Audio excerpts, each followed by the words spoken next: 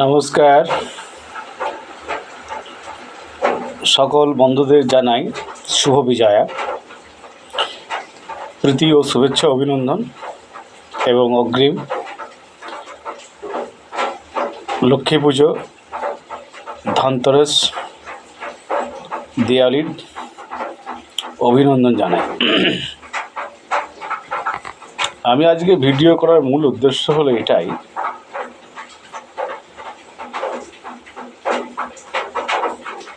আমি দেখছি কদিন ধরে যে নিম্নচাপ উঠেছে। নবমী দশমীর পর থেকেই প্রকৃতির যে প্রাকৃতিক দুর্যোগ ধরাশায়ী বুকে নেমে আসবে বৃষ্টি রূপে। এগুলো তো মেনে নেওয়া যায়। প্রাকৃতিক দুর্যোগ মানুষ মেনে নিতে পারে, কিন্তু এই যে কাল 10:30 নাগাদ 70,000 কিউসেক জল যে ছাড়লো না রাজ্য সরকারকে না জানিয়ে, এটা তো মেনে নেওয়া যায় না। পুজোর আনন্দের রেস না কাটতেই প্রাকৃতিক দুর্যোগ তো আগে থেকে নিয়ে আমরা জানি যে প্রাকৃতিক দুর্যোগ হবে, সেদিক দিয়ে মানুষ সচেতন ছিল। আর মানুষের কৃত্রিম যে প্রাকৃতিক দুর্যোগ করতে পারে বা বন্যা করাতে পারে, তারই একটা দৃষ্টান্ত আমরা শুক্রবার রাত 10:30 নাগাদ আমরা জানতে পারলাম যে 70,000 কিউসেক জল ছেড়েছে। তা আমি এই যে সেন্ট্রাল গভর্নমেন্ট সরকারকে একদিকে আমি সাধুবাদ জানাবো, আবার একদিকে আমি ওনাদের যে সরকার যে আছে সেই সরকারকে তীব্রতমভাবে আমি নিন্দা করব। কেন নিন্দা করব? যে প্রাকৃতিক দুর্যোগ তো আমরা নবমী দশমী থেকে শুনে আসছি যে প্রাকৃতিক দুর্যোগ হবে। এই যে আমরা আনন্দে বিজয় দশমী যে বড়দের প্রণাম যে আমরা যে আন্তরিকতা দেখালাম, তারই মধ্যে আনন্দের ঢেউ না কাটতেই আবার জল ছেড়ে দিয়েছে, মানুষকে এটা আতঙ্কিত সৃষ্টি করে দিয়েছে। বন্যা হবে সেটা পরের ব্যাপার, বন্যা হবে কি না হবে সেটা পরের ব্যাপার, কিন্তু এই যে সেন্ট্রাল যে সরকার চলছে সেই সরকারটা অনেকটা কি মোহাম্মদ বিন তুগলকের মতন চলছে। আমরা যদি ইতিহাস ঘাঁটি, সেখানে দেখা গেছে মোহাম্মদ বিন তুগলক খামখেয়ালিপনা কাজ করতো। কখনো তার রাজধানীকে আরেক প্রান্তে নিয়ে যাচ্ছে, আবার কখনো তিনি মুদ্রা রূপান্তর করছে, কখনো তিনি সব কিছু চেঞ্জ করছেন, নিজের মনের মতন হচ্ছেন। ঠিক একইভাবে আমাদের যে সেন্ট্রালের যে সরকার আছেন, তিনি ঠিক মোহাম্মদ বিন তুগলকের মতনই আচরণটা করছেন, আমার মনে হয়, আপাতদৃষ্টিতে মনে হচ্ছে। জল ছাড়লো, এই যে আমরা কদিন নদীগুলোকে ওয়াচ করছিলাম, নদীগুলো প্রায় শুকনো, বালির চর বা চড়াভূমি দেখতে পাওয়া যাচ্ছিল। সেই সময় কি জলটা ছাড়া যায়নি? যে মাইথন, পাঞ্চেত, যে সমস্ত ব্যারাজগুলো আছে, তা থেকে তো অল্প অল্প করে জল ছাড়লেও তাহলে নদীগুলো একটু জলময় থাকলো, একটু আস্তে আস্তে জল তার নিজের গতিতে আপন বেগে উত্তর থেকে দক্ষিণ দিকে বয়ে গেল বঙ্গোপসাগরের দিকে।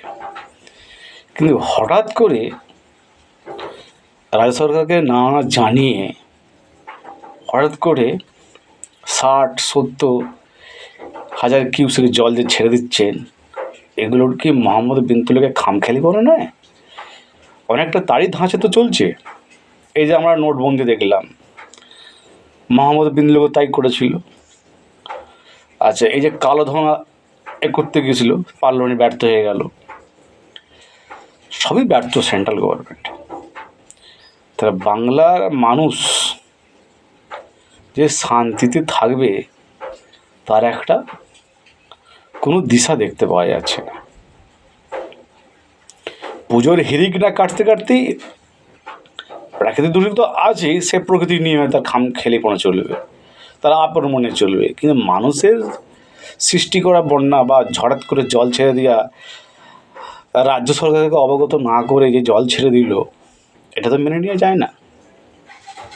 আমার অল ফ্রেন্ডসদের উদ্দেশ্যে বলছি, এই ভিডিওটা খুব মন দিয়ে দেখবেন, বুঝে আমি কি বলতে চাইছি একটু বোঝার চেষ্টা করুন। একটা যেন প্যানিক সৃষ্টি করতে চাইছে, একটা যেন কি একটা কিছু একটা যেন কিছু করতে চাইছে। আমাদের মাননীয়া মুখ্যমন্ত্রী উনি আছেন, উনি তো আমাদের প্রহরী, তার সত্ত্বেও ওনাকে ঠিক আড়াল করে জল ছেড়ে দিলেন 70,000 কিউসেক। ডিভিসি দামোদর,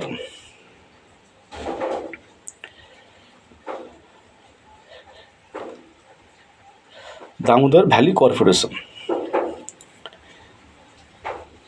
তাতে জল ছেড়ে দিয়ে নদীতে জলে গতি বাড়িয়ে দিল।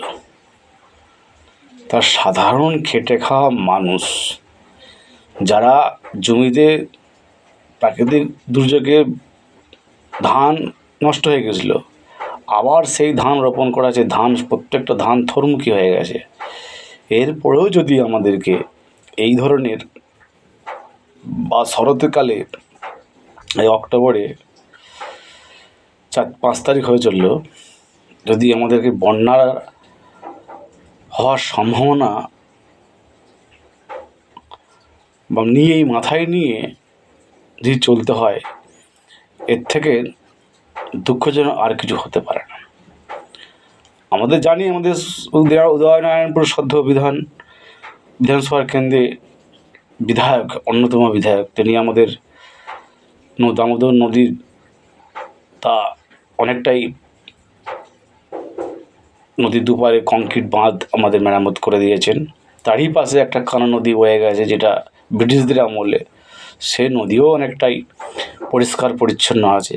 জল হয়তো আসবে, বন্যা হয়তো হতে পারে, প্রাকৃতিক দুর্যোগ প্লাস জল ছাড়ার উপরে ডিপেন্ড করে, হয়তো উদয়নারায়ণপুরকে সেরকম ক্ষয়ক্ষতি হবে না। অন্যান্য জায়গায় যেমন ঘাটাল, ওদিকে মুন্ডেশ্বরী নদীতে যে খানাখুল, এই যে কতগুলো আমরা দেখতে পাচ্ছি, এগুলো তো বানভাসি হবে। আমাদের এই দিকটা যদি নাও হয়, ওদিকটা তো শিওর হবে। তা প্রাকৃতিক দুর্যোগ আবার রয়েছে মোহাম্মদ বিন তুগলকের মতো হঠাৎ করে জল ছেড়ে দিয়ে বন্যা পরিস্থিতি সৃষ্টি করা, এটা তো মানুষ মেনে নেবে না, মানুষ কখনোই মেনে নেবে না।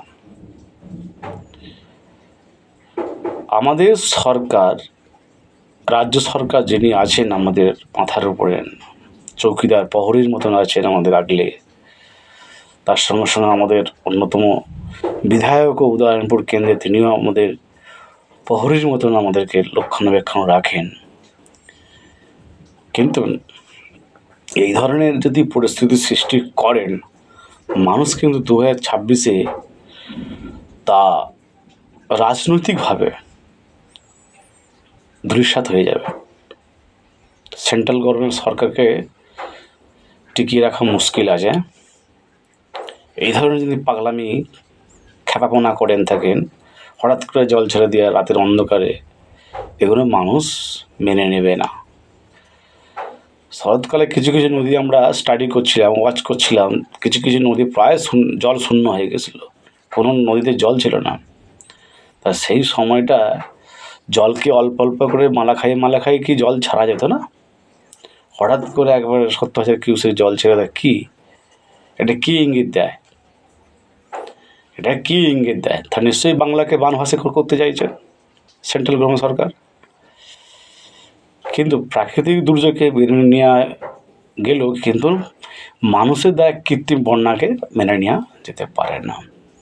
তাই 26-এ ভোট, মানুষ তার ওই ভোটের মধ্যে দিয়ে বুঝিয়ে দেবে যে এই পাগলামি, খামখেয়ালিপনা আর বেশি দিন স্থায়ী হবে না। তো আমার অল ফ্রেন্ডসদের উদ্দেশ্যে আমি বারবার বলছি, এই ভিডিওটা মন দিয়ে দেখবেন, বুঝবেন আমি কি বলতে চাইছি। মানুষকে বিভ্রান্ত করে, মানুষকে বিপথে পরিচালিত করে জনমুখী হওয়া যায় না। জনমুখী হতে গেলে তার কতগুলো ক্রাইটেরিয়া আছে, সেই ক্রাইটেরিয়াকে ফলো করুন, যেটা আমাদের রাজ্য সরকার সেই ক্রাইটেরিয়াকে মেনে চলেন। তো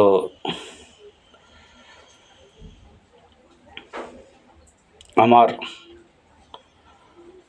হিতাকাঙ্ক্ষী শুভাকাঙ্ক্ষী বন্ধুদেরকে বলছি, এই ধরনের যে খামখেয়ালিপনা সরকার যে চলছে সেন্ট্রাল গভর্নমেন্টে, এগুলো বিচার বিবেচনা করে ভোটের মধ্যে দিয়ে, রাজনৈতিক মধ্যে দিয়ে একদম কোনো বিধানসভায় বিরোধী শূন্য করে দিতে হবে, বিরোধী শূন্য করে দিতে হবে। তাহলেই বুঝতে পেরে যাবে কত ধানে কত চাল। আজকে বলুন না, খেটে খাওয়া মানুষ থেকে সাধারণ মানুষের পাশে অ্যাক্টিভভাবে রাজ্য সরকার যে হারে পাশে দাঁড়িয়ে আছেন সব দিক দিয়ে, সেন্ট্রাল গভর্নমেন্ট জব কার্ড বন্ধ করে দিয়েছে। জব কার্ডে যে কাজ হয় সেই কাজটা বন্ধ করে দিয়েছে। তা সেই কাজের জায়গায় সেন্ট্রাল গভর্নমেন্ট লাথি মারল। আর এখন দেখতে পাচ্ছি কৃত্রিমভাবে বন্যা ঘটিয়ে মানুষের পেটে লাথি মারার চেষ্টা করছে, মানুষ চাষি ভাইদের পেটে লাথি মারার চেষ্টা করছে।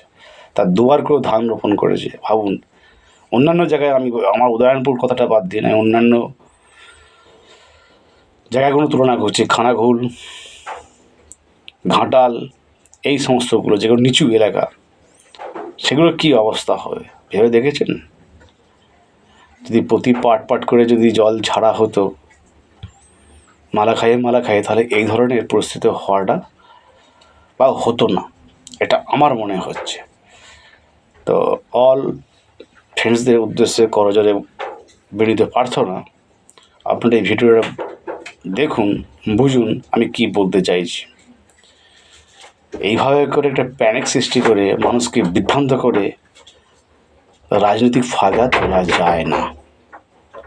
মানুষকে তার ভারতীয় সংবিধান রীতিনীতি অনুযায়ী মৌলিক অধিকার মেনেই বাক স্বাধীনতা যেমন আছে, তার ভোট প্রয়োগের মধ্যে দিয়ে সেন্ট্রাল গভর্নমেন্টকে ধূলিসাৎ করে দেওয়াটাই মানুষের মূল লক্ষ্য হবে 2026 সালে। এই আমার বার্তা। তো সবাই সাবধানে থাকবেন, গুজব ছড়াবেন না, গুজব রটাবেন না, গুজবে কান দেবেন না। যতটুকু হবে, যতটুকু ঘটনা ঘটছে সেটাকে তদন্ত করবেন নিজের দায়িত্বে, নিজে সব কিছু জেনে বুঝেই তবেই সেই দিকে এগোবেন। গুজবে কান দেবেন না, আমি বারবার বলছি, গুজবে কান দেবেন না, গুজব ছড়াবেন না, গুজব রটাবেন না। কারণ আমাদের যে সরকার, রাজ্য সরকার আছেন, তিনি চৌকিদারের মতন পাহারা দিচ্ছেন। আশা করি, আমি দায়িত্ব নিয়ে বলছি, এই ধরনের যে একটা কৃত্রিম বন্যা সৃষ্টি করছে সেন্ট্রাল গভর্নমেন্ট, আমাদের রাজ্য সরকার তা কিন্তু মেনে নেবে না। তার জন্য আমাদের রাজ্য সরকারও তৈরি আছে এই ধরনের কৃত্রিম বন্যার পরিস্থিতি সৃষ্টি করার জন্য, মোকাবিলা করার জন্য তৈরি হয়ে আছেন। নমস্কার, সাবধানে থাকবেন, গুজবে কান দেবেন না, গুজব রটাবেন না, যে যার নিজের দায়িত্বে সাবধানে থাকবেন। নমস্কার।